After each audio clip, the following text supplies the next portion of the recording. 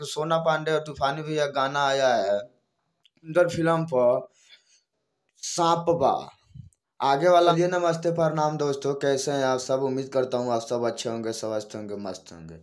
भाई लोग कुछ दिन पहले सोना पांडे बहुत तूफानी भैया के इल्ज़ाम लगा रही थी कि ऐसा वैसा गाना शूट करा लिए, अभी रिलीज नहीं करते हैं, मार्केट में मुझे नाम दे नहीं तो शादी करे। तो भाई लोग उनके एक सोना पांडे और तूफानी भैया गाना आया है सुंदर फिल्म पर, सांप बा।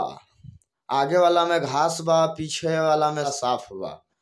तो भाई लोग इतना हॉट हॉट गंदा गाना ये है कि मैं क्या बताऊं भाई लोग। आप लोग से वीडियो देखेंगे तो लगेगा एकदम जैसे वो वाला वीडियो शूट हुआ है। तो चलिए खैर कोई बात नहीं है, तूफानी भैया का तो ऐसा ही हॉट हॉट वीडियो आता है।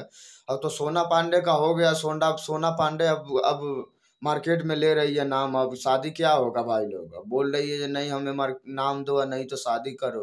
तो का गाना तूफानी भैया रिलीज कर दिए, तो जाई जा भाई एकदम धुआं उड़ाई जा। एल्बम का नाम बा सांप बा।